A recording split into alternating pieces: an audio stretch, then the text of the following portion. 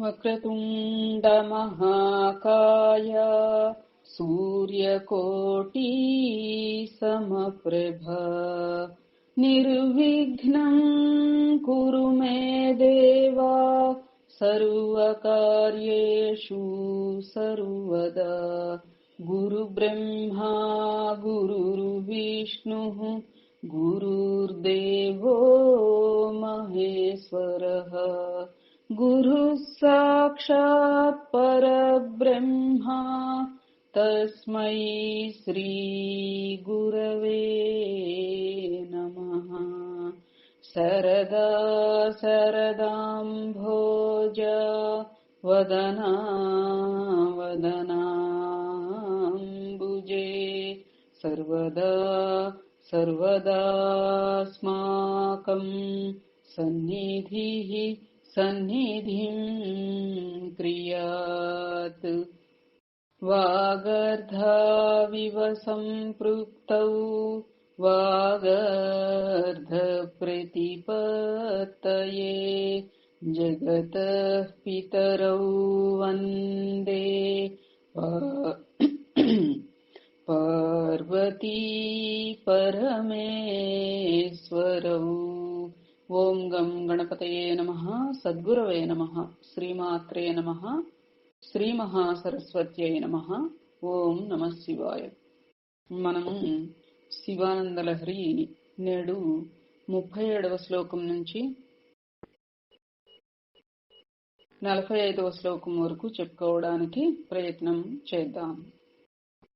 आम्नायां बुद्धिमादरेण सुमनः सङ्घाः समुद्यन्मनो मन्धानं दृढभक्तिरज्जुसहितं कृत्वा मथित्वा ततः सोमं कल्पतरुं सुपर्वसुरभिं चिन्तामणिं धीमताम् नित्यानन्दसुधां निरन्तररमा सौभाग्यमातन्वते. ओम नमः शिवाय. श्रीमात्रे नमः. प्रपुण्याचलमार्गदर्शितसुधामूर्तिः प्रसन्नः शिवः सोमः सद्गणसेवितो मृगधरः पूर्णस्तमोमोचकः चेतः पुष्करलक्ष्मितो भवति चेत् आनन्दपाथो निधिः प्रागल्भ्येन विजृम्भते सुमनसाम् वृत्तिः तदा जायते. ओम नमः शिवाय. श्रीमात्रे नमः. धर्मो मे चतुरङ्घ्रिकः सुचरितः पापं विनाशं गतं कामक्रोधमदादयो विगलिताः कालाः सुखाविष्कृताः ज्ञानानन्दमहौषधिः सुफलिता कैवल्यनाथे सदा मान्ये मानसपुण्डरीकनगरे राजावतंसे स्थिते. श्रीमात्रे नमः. ओम नमः शिवाय. धीयन्त्रेण वचो घटेन कविता कुल्योपकुल्याक्रमैः आनीतैश्च सदाशिवस्य चरिताम्भोरासि दिव्यामृतैः हृत्केदारयुताश्च भक्तिकलमाः साफल्यमातन्वते दुर्भिक्षान् मम सेवकस्य भगवन् विश्वेश भीतिः कुतः. श्रीमात्रे नमः. ओम नमः शिवाय.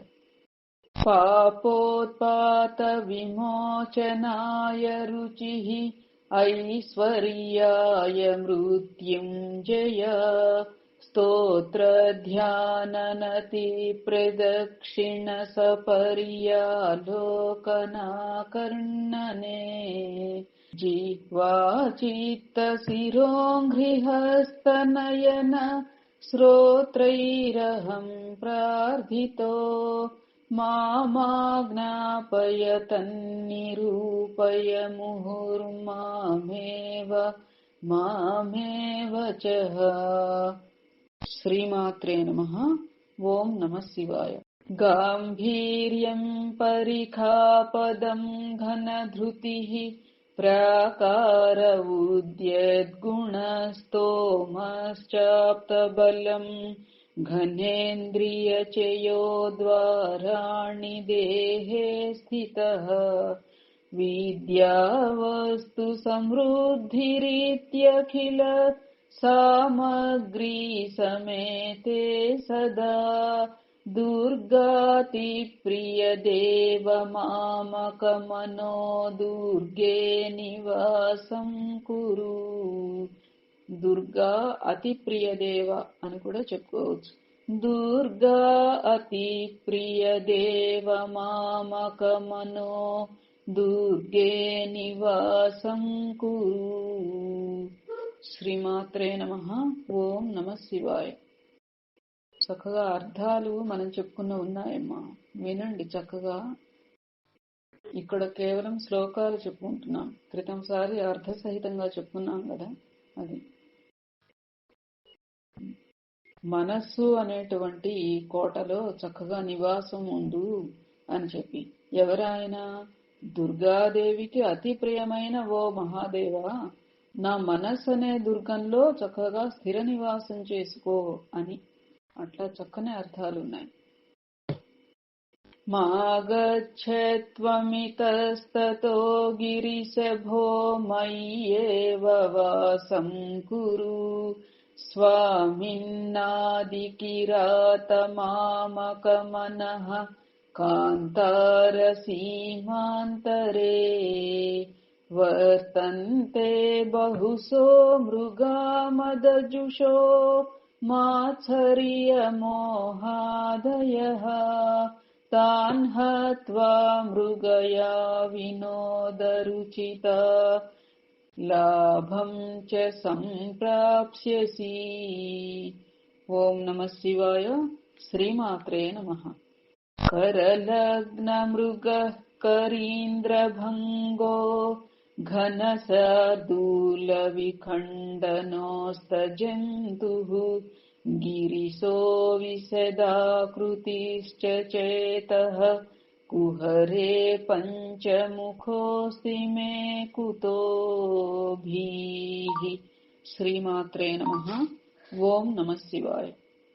ఛందః సాఖి శిఖాన్వితైర్ద్విజవరైః సంసేవితే శాశ్వతే సౌఖ్యాపాదిని ఖేదభేదిని సుధా సారైః ఫలైర్దీపితే చేతః పక్షి శిఖామణే త్యజ వృథా అంచారమన్యైరలం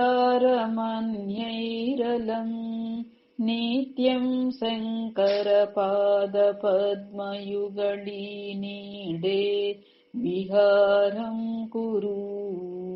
శ్రీమాత్రే నమః. ఓం నమః శివాయ. సద్గురవే నమః.